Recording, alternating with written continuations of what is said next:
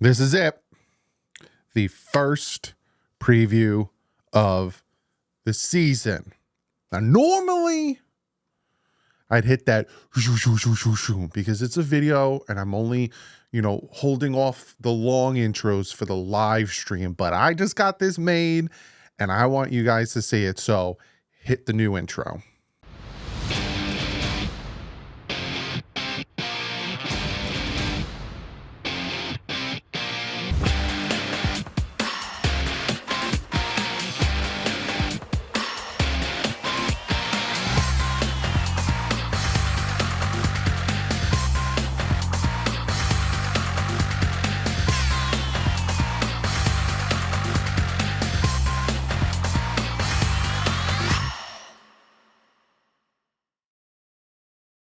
What is up, Finn fans? Yeah, that intro is just for the live streams. So for the games, you're gonna get that intro. For videos like this, you're just gonna get the shoo, shoo, shoo, shoo, shoo. But I was like, that intro's ridiculous. So I want you guys to see it. But we are going to be previewing today's game that's happening on Sunday. The Miami Dolphins hosting the Jacksonville Jaguars. For the new people that have blessed me with hitting that subscribe button, I'm going to break down how it works. They will be timestamped. So if you're like, I don't give a flip about this, I care more about this, or who cares about this, I care about that, it's timestamped. You could just wherever you want to go. But real quick, before I'm getting ahead of myself. I'm so excited for football to be back. I have to shout out today's sponsor. That's BetUS. BetUS, a great, reliable betting site. They not only now, it's not 125% match on your first three deposits.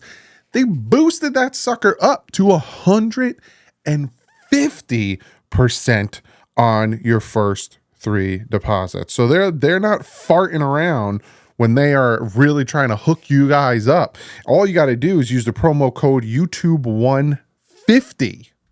YouTube150. Go to betus.com. I'm going to show you the site real quick, and then we're going to get into this. Easy, simple to use. Click on it. Display selected. We're going to go to the Miami Dolphins. Dolphins are giving 3.5 now. Went up to 3.5. Very interesting. So in your first three deposits, 150%, 24/7 customer service. Look how all the sports they got there. Go check them out. betus.com.pa. Go check them out. And BetUS, thank you so much for sponsoring this video. So this is how the rundown is going to break down. We're going to start with the injury report, which always breaks my heart. We're going to do the breakdowns. PFF. Again, if you're new, you're like, what are you talking about, PFF? I look at the lineups and how they match. 5 things that I think the Dolphins need to do if they want to win this game. And then I give you my score prediction with some little sauce on the side. I don't even know what I'm saying right now. So let's first jump into the injury report. We'll start with the away team. This is their injury report.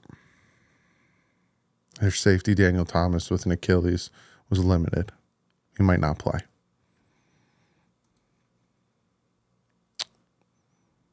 This is the Dolphins injury report. Now, I record this Thursday night. You're getting it Friday. So things could change. But in actuality, this is the Dolphins injury report. Because everything else was full, yada, yada, bing, bang, bing. So you got Aaron Brewer, who's limited. He said he will play. So there's that. Benito Jones is said to play. And Malik Washington is probably going to play. So overall, where we're really worried is here. So technically the Dolphins and the Jags kind of have the same injury report. And it's Jalen Ramsey. He hasn't practiced for 2 days. Got a little bit of a hammy. Will he play? I don't know. Does it worry me? 100%. I want to win this game. I know it's the first game, and if we lose, the season's not over, even though to some, the season will be over. I want to win. I want to win this game. So that is the injury report. Again, to me, it's just Jalen Ramsey. Is he going to play? Is he going to play? We do have a short week heading to Buffalo on hosting Buffalo on Thursday. So if he's not 100%, like say he's 80 or 90, like if it was a playoff game he'd play, they might be like, listen, we need you for Buffalo more than this game. Don't hurt your hammy, yada, yada, blah, blah, blah. I just want to win, man. I just want to win. But let's get into the breakdown. So,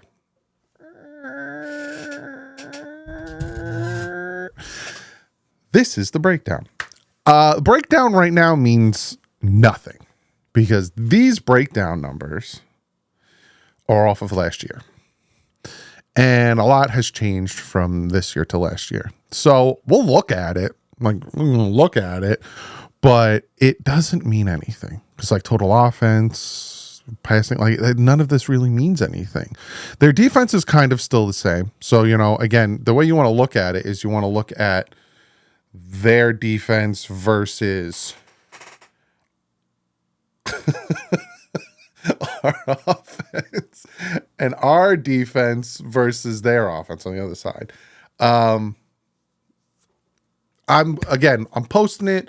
Here it is. You can look at it. They're, 25th in getting sacks on defense last year. Dolphins were 4th at giving up sacks, which is pretty good.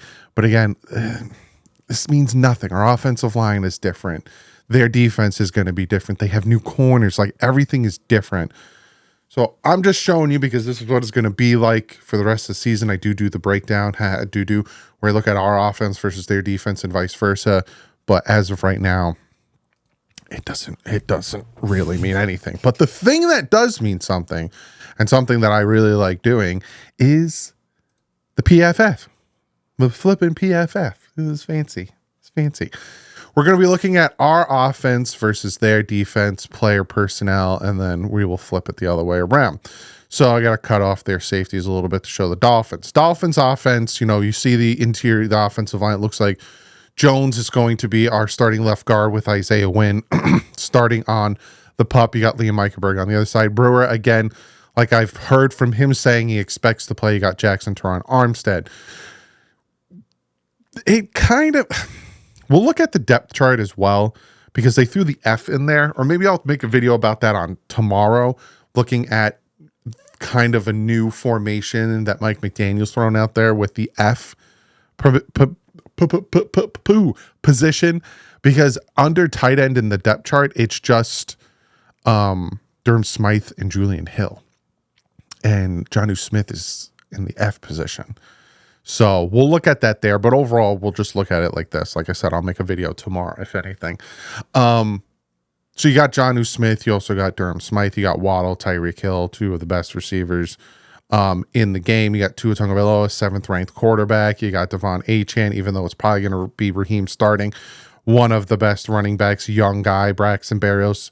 Probably have Malik thrown in there. You'll probably have some other guys thrown in there. Looking at their defense... They have new corners. They have 3 brand new corners. Tyson Campbell struggled last year. Struggled last year, especially against decent quarterbacks. You have Darby over here. You got their safeties. Hines Allen, who is Josh Allen, kind of worries me. I'll talk about him in my 5 things. And these 2 linebackers here kind of worry me. Obviously, they brought in Armstead, a new guy, and Walker also isn't a slouch, even though he has a low PFF grade with having 10 sacks last year. So this is the offensive line is kind of where it worries me. And we'll talk about that when I get to the 5 things. Then again, if you want to know how do you do this, Doug, you go to PFF, you come over here, you click, and then you switch it over to defense, and boom, the Dolphins are on defense and the Jags are on offense. Now, they got the rookie and Thomas Jr. Then they got Davis and Kirk, right? The receivers aren't too scary, again, with Jalen playing or not. Again, why is he ranked 57th? I don't know how PFF works. But without him playing kind of worries me, because then you have Ethan Bonner, who's probably going to be the number 2, and they'll probably move Fuller over to the number 1. We'll see how that pans out. Also, Cater needs to do much better than he did last year. You got Trevor Lawrence. You got Travis Etienne, who's somebody that I'm going to keep an eye on again when we get into the 5 things. You look at their offensive line. It's okay, but again, if you're going off of these color codings and their PFF, you might think like, oh, their offensive line's garbage. We should eat all day. That's not necessarily true. They also have Jalen Phillips as a tackle. No, my man, he'd be over here, and then you would have Emmanuel Ogba. See, this is what I'm saying. Like, we should be able to put our own guys in there. But anyway, Brooks, I think, should be a much higher. He had 111 tackles last year. I think he's going to be very good for us. Him having such a low grade is interesting to me. Got Javon Holland up here, Fuller. I think our defense should hold up against their offense. Again, what happens with Ramsey is going to be very interesting. But I'm not so worried about our defense versus their offense. What worries me, and again, I will talk about this in a few seconds in the 5 things, is this right here versus 1, 2, and 3. Got to give Tua time to allow these receivers to just eat. So that is the PFF. Now we will jump into the 5 things that I think the Miami Dolphins need to do if they want to win game 1 of the season and beat the Jaguars down in Miami. And it's going to be a hot one. It's going to be a real hot one. So first thing on my list, again, and it's not like most important to least important. It's I'm doing research. I'm looking at the opponent. This is what I think the Dolphins should take advantage of or do. Number 1 on the list, boom, you got to stop the run. I'm going to move. Let me just real quick. This will just hang out up here. I like it better up there anyway. Stop the run. Like I said, Jordan Brooks, 111 tackles. You have David Long Jr., very good run stopper. We don't have Christian Wilkins.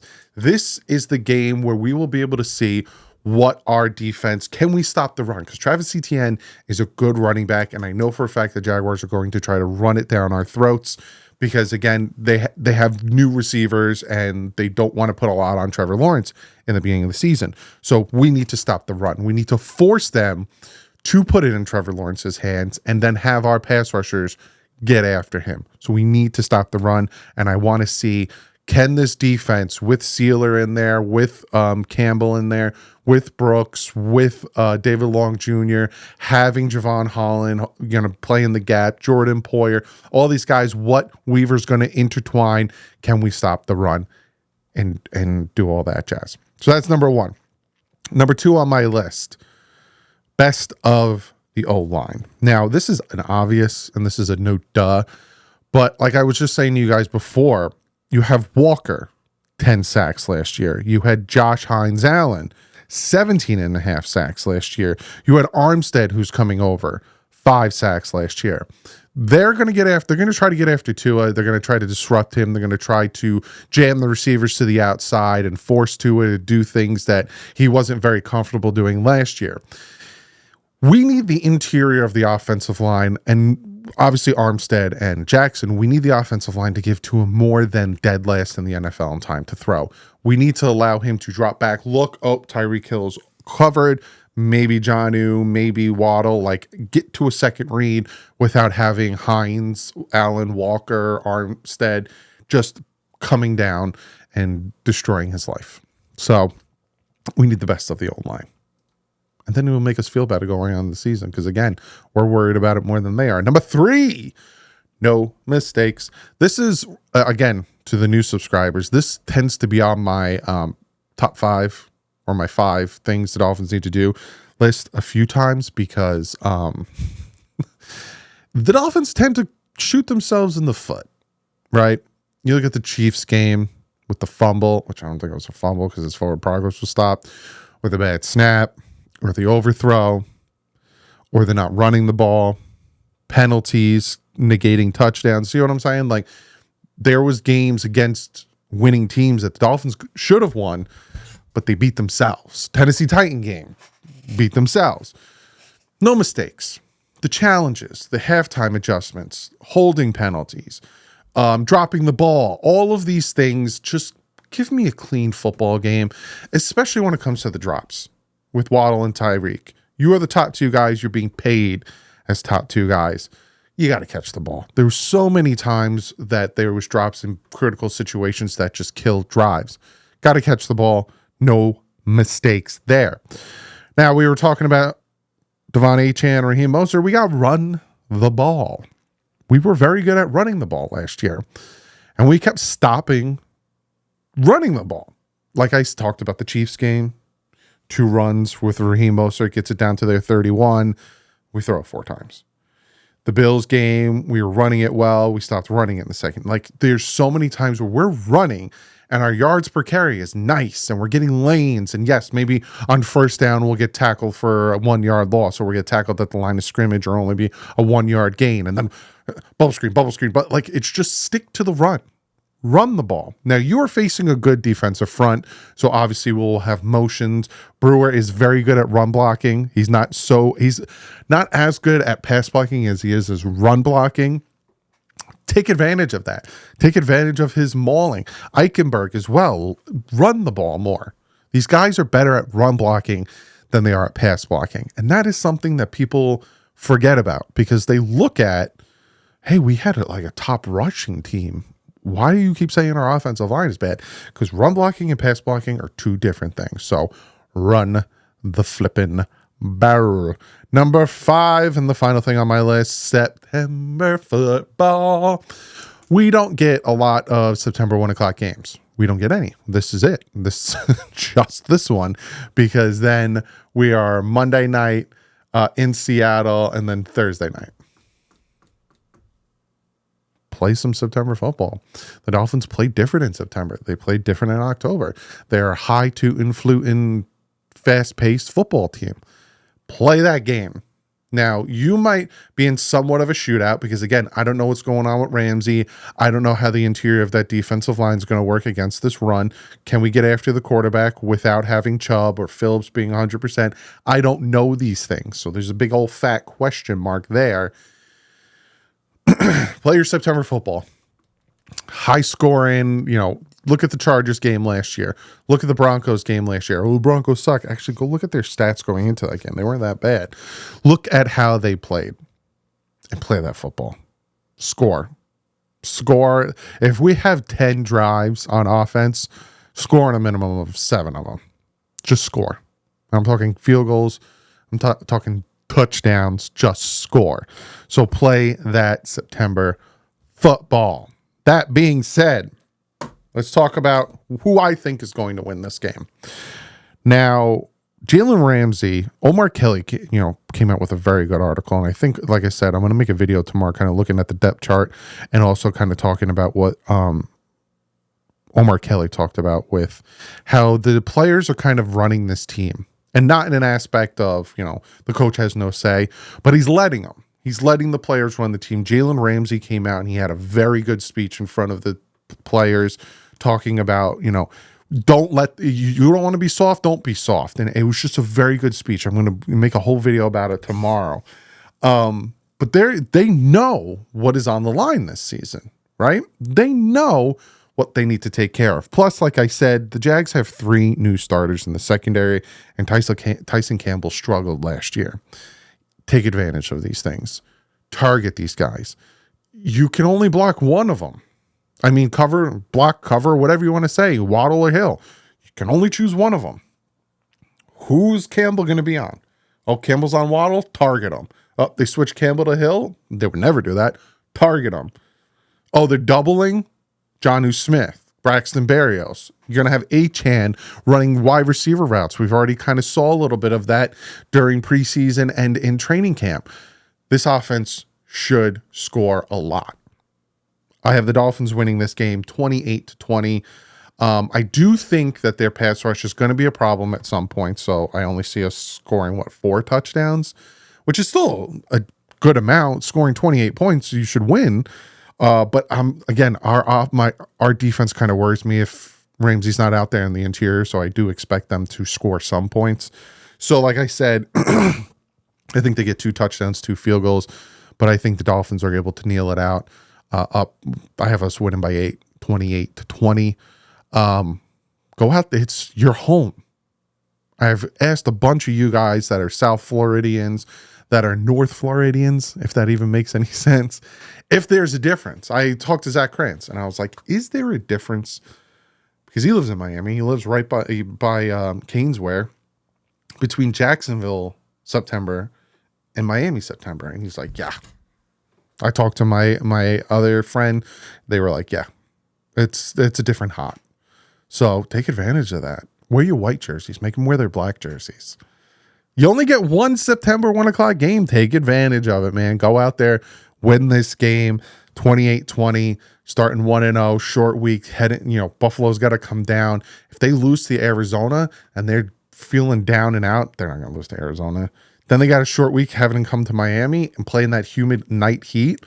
It's going to be very interesting. Start the season 1-0, win this game. Comment below. Let me know what you guys think. What are your 5 things? What do you think about the injury report? What is your score prediction? Comment below, and I will see you guys tomorrow. I'm going to make a video tomorrow, but I will definitely see you guys 1 o'clock on Sunday. My dad will be here. We will be live streaming the game. And also shout out to BetUS for sponsoring this video. Again, it's now 150% on your first 3 deposits. Go check them out, up to $2,000. But like usual, stay classy and fins up.